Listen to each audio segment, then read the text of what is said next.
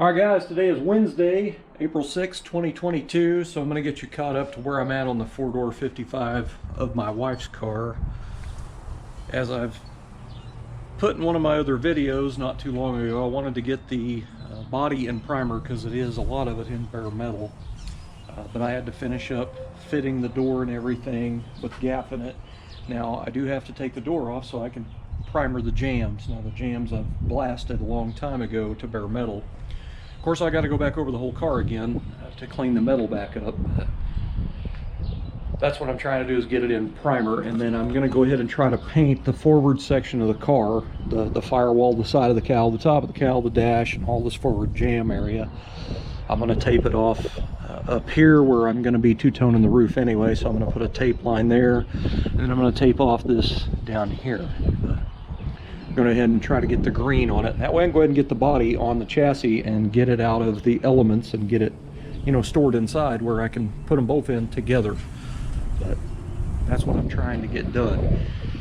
It takes me a long time to do something, so you know, I kind of spend a little bit way too long just doing one thing, but the end process is, you know, it always turns out better for me. I don't hurry anything really.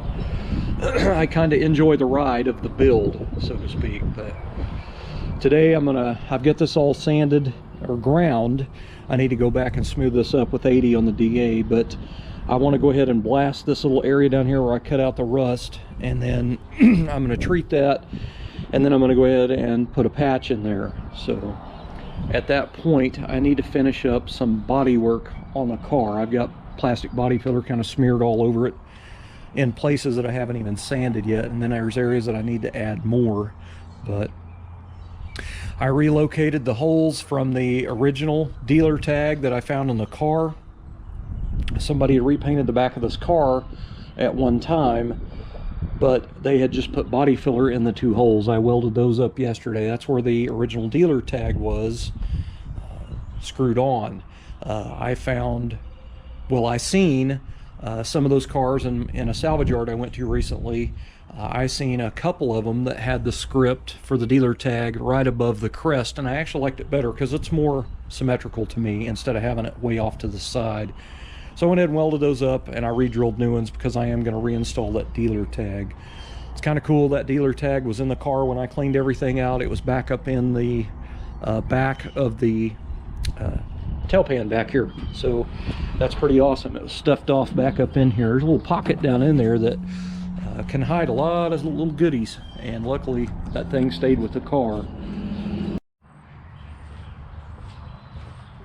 Alright guys, first things first, I'm going to grind my welds on the back of this door. Going in here right off the bat with all these tack welds, you know, it has all these highs. When I go in here with my 36 grit Norton Blaze on my angle grinder, it usually wears a disc out pretty fast because of all the sharp edges.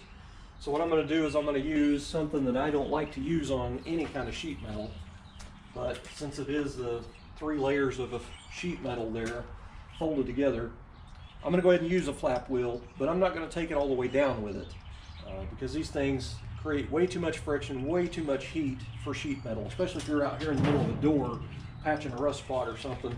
It's going to turn that metal blue and heat it up and get it all kind of warped.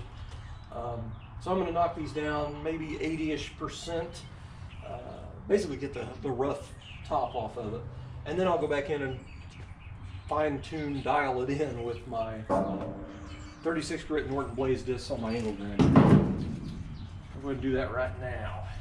I'm using an old flap wheel, so it's probably not going to cut very well, I would imagine. I do like using these on chassis components because, you know, chassis stuff is pretty thick usually. But let's look for this.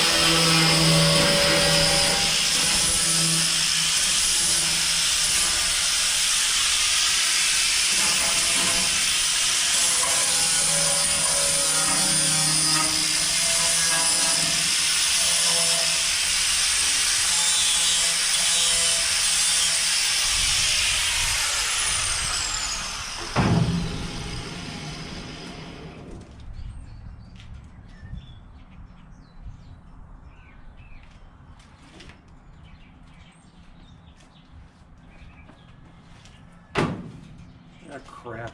I forgot to plug my air compressor in. That thing's gonna be out of air. All right, I gotta do some welding.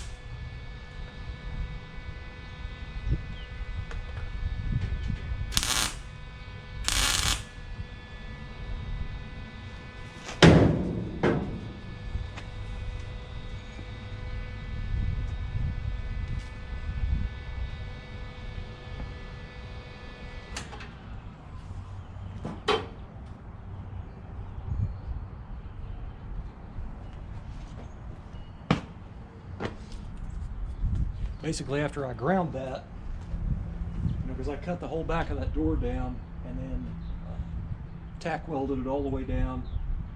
So when I went back and ground it, there's little, you know, areas that didn't get welded, little bitty spots, you know, little craters or whatever you want to call them, all up through there. Well, instead of filling it full of filler, I go in and go back and re-zap it and you know, to fill it up where it's all steel instead of plastic filling. So now I got to go back and grind all that again, and I still got to weld this bottom area down here. And I don't know if I'm going to build the patch today. I may build the patch at a later date, because I'm going to have to blast that with my blaster, and I don't really want to. My yard's all messy, muddy because of all the rain, and I'd have to take everything out here in the mud and blast that. So I'm just basically just trying to get the doors basically finished up where they fit the body good, and then pull them off, and that way I can finish out the body shell for primer. And I tell you what, the wind is terrible today. It is bad, a little irritating, and to top it off, it is not that warm, so it's wind is not helping keep me warm. So I had a spot of rust here, and I cut it out, and I cut out another piece of sheet metal, and basically fit it in here. Now I'm starting to tack it in. And as usual, when you're putting in a little bitty patch like this, every time you tack it, it moves. So I always, before I put a tack on there, I make sure it's flush, like perfectly even. That way when I grind it, you know, it's not off, and when you get done you can see it. I try to make this stuff look pretty decent, you know, after it's ground down. So it always takes a little pocket screwdriver, flat blade, to get it put where I need it to make it nice. But if you ever do a little patch like this, just remember to keep a little bit of space in between there. Don't put that metal smashed up against, like, don't smash this up against this piece. You need a little space so that weld will penetrate and get in there and fill that.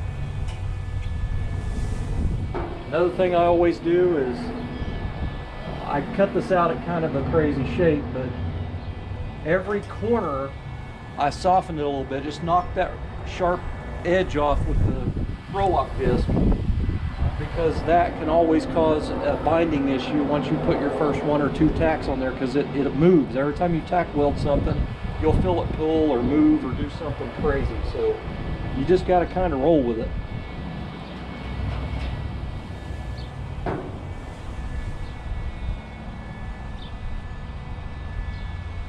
So that's fit pretty good right here right now.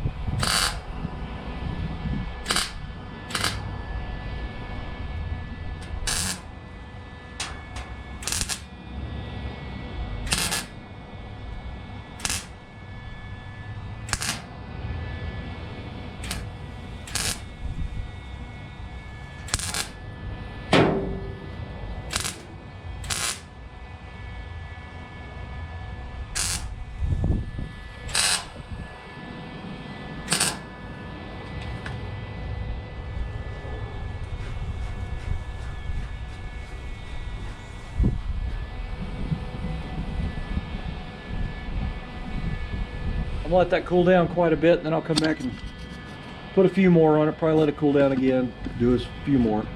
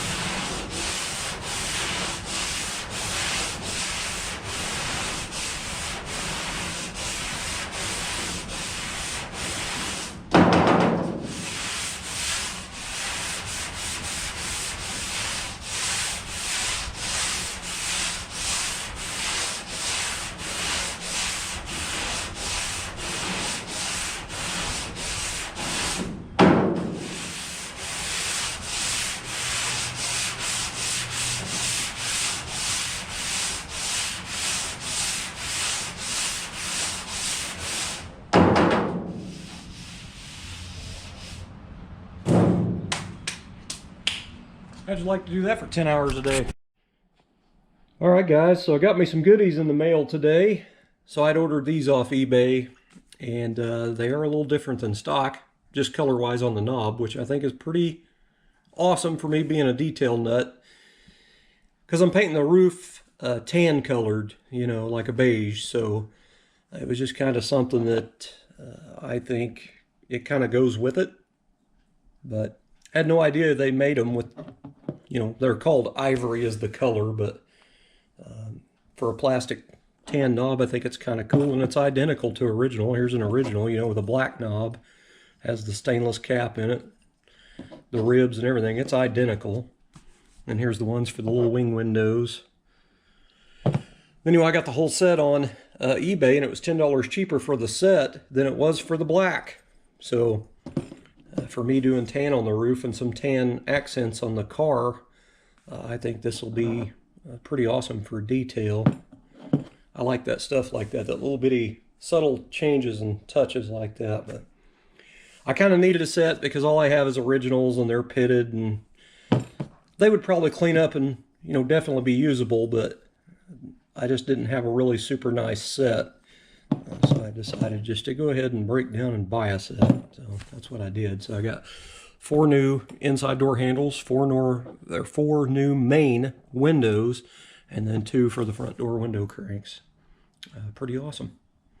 And then I bought another thing, and I actually didn't even know it was from the same guy, and he packaged it together.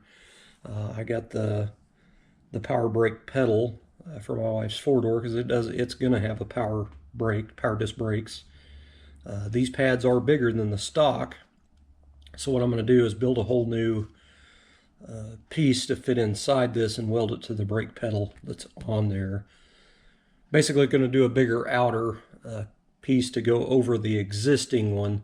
That way I don't get it welded on crooked like with the whole new one, you know what I mean?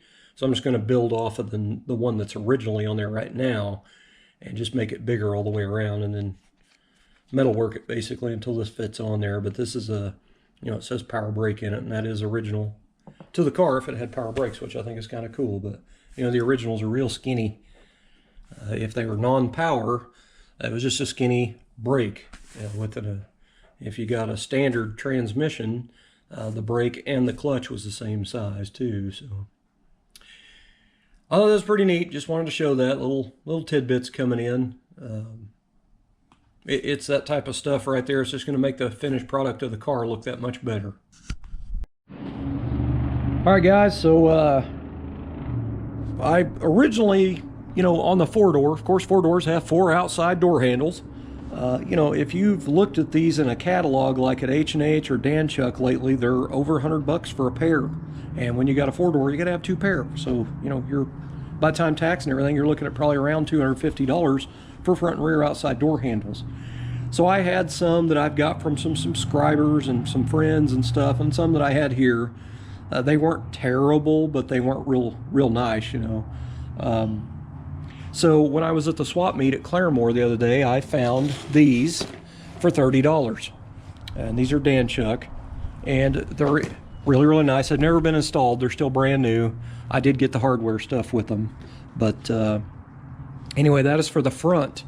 And so I looked around on eBay, and this guy had this listing for 4-door sedan rear door, because it has a short stem here. See the difference in the stem length. But anyway, he said the chrome quality's real nice, and it's a quality set, and it was like $59 for a pair for the rear. So I went ahead and bought them. And I got to tell you, they came in a box. It's just plain Jane box. That is the only, in case you want to look up that part number, there's no name brand on this or anything, and there's some written stuff. I don't know what that is, but I don't want to provide the link, because in the event that he runs out, it would end up being a dead link on my video. So just go to eBay and type in, you know, outside door handle 55 Chevy is what I put. But do keep in mind that not all the door handles interchange on all 4 Tri-5 cars. Hard tops are different, and especially 4-door hard top rear doors. I think maybe those are pretty unique. I'm not 100%, but just be careful what you're getting your door handles for. Make sure they are for your car. Like mine is a 4-door sedan. It's not a hard top. So Make sure your handles are sedan. What I have figured out is I tried a pair of two-door hardtop door handles, and I think on the front when I first got the car on, it seems like they were at an angle either up or down. I don't remember, but it was like an odd angle. I think they still worked, but just keep that in mind. But most usually on a four-door sedan, it has a little short stem right here, which it's technically not the end of the world, especially if you have your originals. You can take the piece out right here and pull the push button out and just measure the length of that, and you can just cut the front ones down if you needed to. I think they're the same. I mean, but these are for a sedan front door, and 30 bucks, and then 59 for the rears. And I gotta say, the chrome is actually pretty damn nice. I mean, I got handprints on them, but you know, now it's gonna be pretty slick. I'm pretty happy with that. And here's the under-dash air conditioning unit I'm thinking about buying. This is a brand new one, so it's a little on the tempting side. It doesn't come with the engine brackets, but I've already found it. I'm pretty specific on my engine bracket where I need it and what it fits, so I did find it for that 508 style sand and compressor. So never have been a huge fan of under dash, but in this case, for the price, that's kind of tough to beat, man. Free shipping.